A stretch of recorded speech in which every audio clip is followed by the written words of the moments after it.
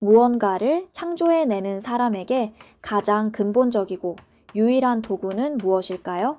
그것은 당신의 손에 들린 물리적인 작업 도구가 아닙니다. 모든 영감을 흡수하고 해석하고 폭발적인 감정과 정교한 인지 능력을 결합하여 하나의 세계를 창조해내는 당신의 뇌, 그리고 그 뇌를 고스란히 담아내고 있는 신체, 그 자체입니다. 창작이란 본질적으로 고도의 에너지를 소모하는 가장 복잡한 뇌의 생화학적 활동입니다. 그렇기에 아티스트에게 뇌의 건강은 단순히 질병이 없거나 피곤하지 않은 상태를 의미하는 것이 아닙니다.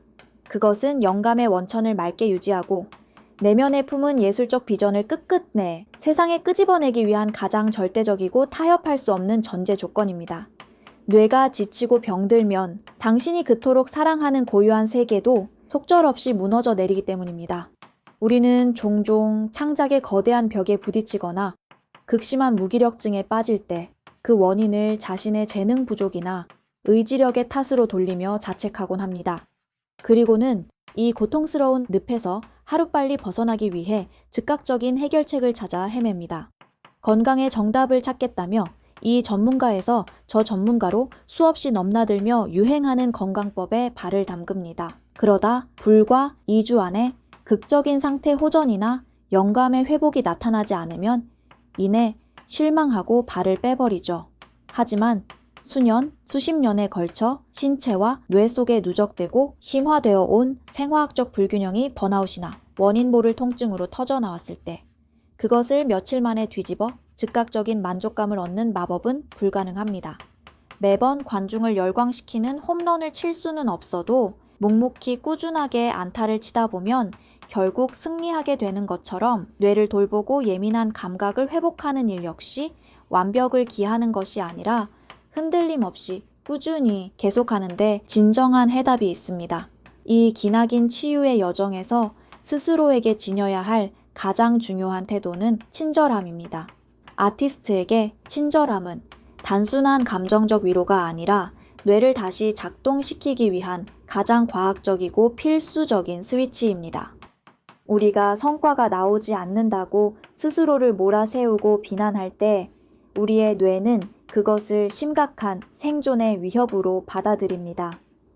공포를 담당하는 뇌의 편도체가 경고음을 울리고 스트레스 호르몬을 뿜어내며 뇌에 염증을 일으키죠. 비상사태에 돌입한 뇌는 당장의 생존을 위해 고차원적인 상상력과 창조성을 담당하는 대뇌 피질, 즉 전두엽으로 가는 혈류를 꽉 차단해버립니다. 스스로를 향한 가혹한 자책은 문자 그대로 당신의 창조적 뇌를 물리적으로 마비시키는 폭력입니다. 반면 내 뇌가 한계에 다다랐다는 진실, 내 몸의 시스템이 망가져 있다는 현실을 자책 없이 있는 그대로 인정할 때 우리의 뇌는 비로소 나는 지금 안전하다는 신호를 받습니다. 그제야 뇌는 경계 태세를 풀고 염증 반응을 멈추며 굳게 닫혀있던 전두엽으로 다시 맑은 혈류를 보내기 시작합니다. 나를 향한 비난을 멈추는 이 지점에서부터 진정한 뇌의 치유와 영감의 회복은 다시 시작되는 것입니다. 우리의 몸을 창작을 위한 하나의 거대한 생태계라고 상상해 보십시오. 놀랍게도 이 생태계에서 뇌를 지배하고 영감을 끌어올리는 가장 강력하고 근원적인 바탕은 뇌 그 자체가 아니라 당신의 장입니다. 우리 몸이 외부 위협으로부터 스스로를 지켜내는 전체 면역력의 무려 70%에서 85%가 장에 집중되어 있습니다. 이 장 내 미생물군 유전체, 즉 마이크로바이옴의 균형이 깨지면 그것은 뇌 기능과 생각하는 방식에 아주 치명적인 타격을 입힙니다. 뇌를 이 거대한 신체 시스템의 지시를 내리는 경찰청장에 비유한다면 장내 미생물은 그 도시의 살림을 꿰뚫고 있는 시장과 같습니다. 시장이 경찰청장에게 치안 상태를 알리고 주력해야 할 일을 구체적으로 지시하듯 당신의 장이 사실상 뇌의 상태를 통제하고 생명의 운전대를 쥐고 있습니다. 아티스트에게 가장 중요한 감정의 동력, 즉 텅 빈 공간 앞에서 의욕을 불러일으키고 불안을 조절하며 깊은 수면을 관장하는 세로토닌의 90%가 뇌가 아니라 바로 이 장에서 만들어지고 저장됩니다. 만약 당신이 지금 뚜렷한 이유 없이 우울감을 앓고 있거나 시도 때도 없이 극심한 불안에 시달린다면 그것은 정신력이 나약해서가 아닙니다. 장에서부터 시작된 신경전달물질의 거대한 불균형이 뇌를 잠식하고 있는 것입니다. 이 생태계를 지휘하며 인간을 가장 창조적인 생명체로 만드는 대뇌피질의 경이로움을 들여다보십시오. 고차원적인 창조 영역을 관장하는 대뇌피질에는 163억 4천만 개의 뉴런이 존재하며 이 뉴런들을 보호하는 교세포는 그 4배인 608억 4천만 개나 존재합니다. 이 어마어마한 세포들이 초당 수만 개의 메시지를 처리하고 생각의 파편들을 조합하기 위해 뇌는 끊임없이 막대한 혈액을 공급받아야 합니다. 하지만 장이 망가지고 스트레스가 극에 달해 몸에 만성적인 염증이 생기면 어떻게 될까요? 염증 그 자체는 악당이 아닙니다. 외부 독소로부터 몸을 보호하기 위해 선천성 면역계가 쏘아 올리는 자연스러운 방어 기제죠. 문제는 이 염증의 조명 스위치가 꺼지지 않고 365일 환하게 켜져 있는 만성 염증 상태에 빠질 때입니다. 조명이 켜진 근처를 서성거려 보면 알 수 있듯 뇌에 한번 불이 켜지면 우리가 그 원인에서 멀어진 후에도 염증의 열기는 뇌 속을 오랫동안 태웁니다. 창작자들을 괴롭히는 고질적인 우울증은 사실 마음의 병이라기보다 뇌의 전두엽에서 흔하게 발생하여 꺼지지 않고 있는 만성 염증의 한 형태일 뿐입니다. 우리는 어떻게든 뇌에 번진 이 무서운 불을 반드시 꺼야만 합니다. 장이 손상되어 제대로 소화되지 않은 거대 분자나 독소들이 방어벽을 뚫고 혈류로 침투하면 면역계는 이것을 적군으로 간주하고 생화학적 총탄인 사이토카인을 발사하며 전쟁을 시작합니다. 이 끊임없는 전쟁이 체내에 남기는 파편 속에는 면역계가 맹렬히 뒤쫓던 항원의 찌꺼기뿐만 아니라 억울하게 희생된 건강한 세포들도 처참하게 뒤섞여 있습니다. 이것이 면역 반응이 일으키는 끔찍한 부수적 손상입니다. 이 파편과 염증 물질은 혈액을 타고 우리의 뇌로 향합니다. 심장이 뇌로 뿜어내는 신호와 섞인 이 독소들은 결국 뇌를 맑게 보호해야 할 최후의 거름망인 혈액뇌장벽마저 서서히 찢어 놓습니다. 뇌의 거름망이 찢어져 뇌가 새어나오는 상태, 뇌로 독소가 쏟아져 들어가는 치명적인 붕괴가 일어납니다. 손해 쪽에 혈액 공급이 부족해지면 원인 모를 균형 상실을 겪고 앞쪽 전두엽의 혈액이 부족해지면 끝없는 불안과 우울의 나락으로 떨어집니다. 외부 독소 화합물이 체내 조직에 달라붙어 새로운 화합물을 형성할 때 혼란에 빠진 면역계는 뇌 안에서 스스로의 뇌세포를 공격하는 자가 면역의 연쇄 반응을 일으킵니다. 이렇게 불이 나고 스스로를 공격하는 뇌로는 결코 아름다운 세계를 창조해낼 수 없습니다. 우리는 집중력이 떨어지고 감정이 요동치는 증상들을 덮기 위해 서둘러 병원을 찾고 당장의 고통을 먹게 해줄 알약, 즉 물에 빠진 자를 구하는 구명조끼를 처방받습니다. 감염이 심각하거나 고통이 극에 달했을 때 자연적인 접근법으로 안 된다면 당연히 약을 복용해야 합니다. 구명조끼는 생존을 위해 반드시 필요하죠. 하지만 구명조끼를 입고 위기를 넘겼다고 해서 수영을 배운 것은 아닙니다. 당장의 염증을 중단시키는 것에 만족하고 예전의 파괴적인 생활로 돌아간다면 유전사슬의 약한 고리를 타고 병은 끊임없이 다시 발생합니다.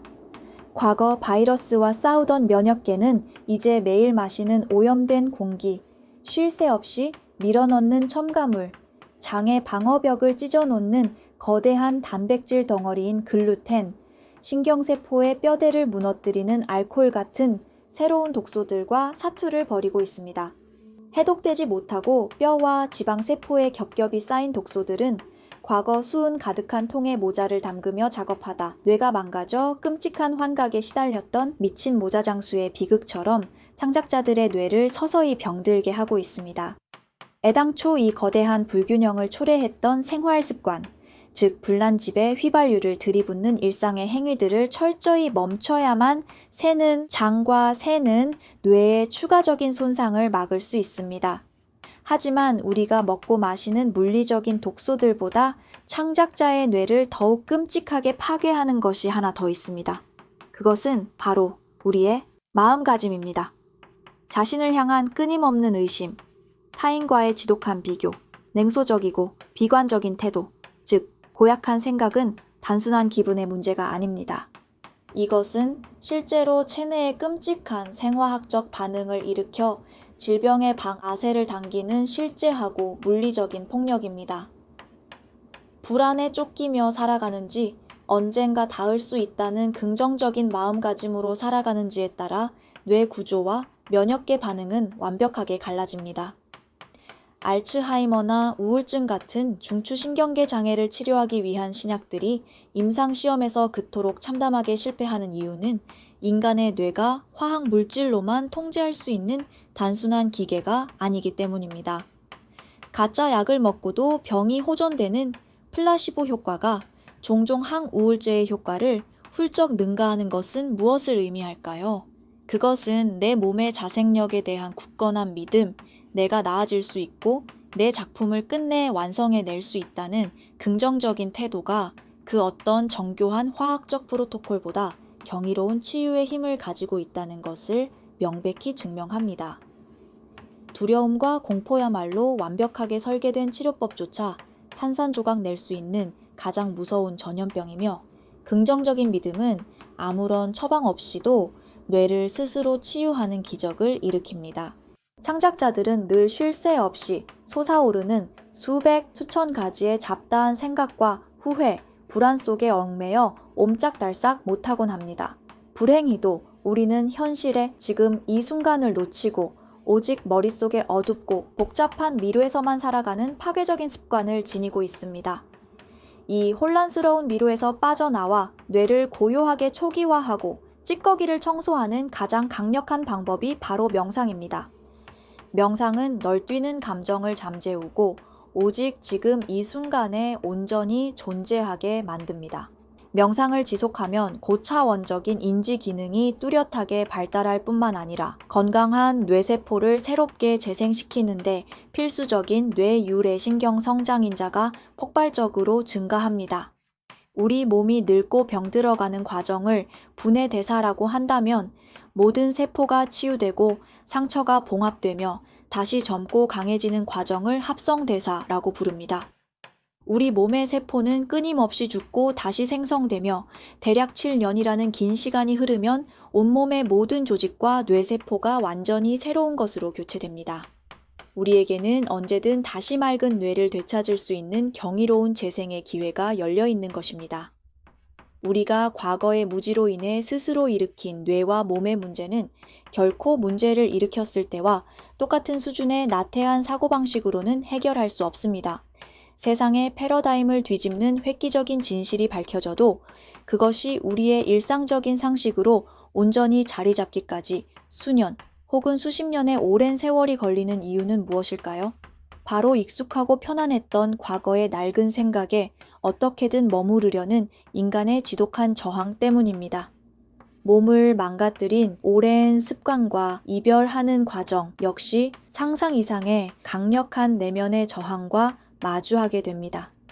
창작의 고통이라는 낭만적인 이름 뒤에 숨어 당신의 뇌가 지르고 있는 비명소리를 더 이상 외면하지 마십시오. 질병과 고통을 단숨에 없애주고 잃어버린 영감을 마법처럼 되찾아주는 만병통치약은 이 세상 어디에도 존재하지 않습니다. 건강을 찾고 뇌의 맑은 감각을 되찾는 이 험난한 여정은 끝이 보이지 않는 캄캄한 어둠 속에서 오직 자신만의 템포를 찾아 헤매는 긴 마라톤과도 같습니다. 부디 스스로에게 혹독하게 친절해지십시오. 염증의 불을 끄고 당신의 가장 위대한 창작 도구인 뇌를 온전히 정화해낼 때 그 맑고 고요한 뇌의 심연에서 길어 올려질 당신만의 압도적인 비전과 경이로운 세계를 온 마음을 다해 응원합니다.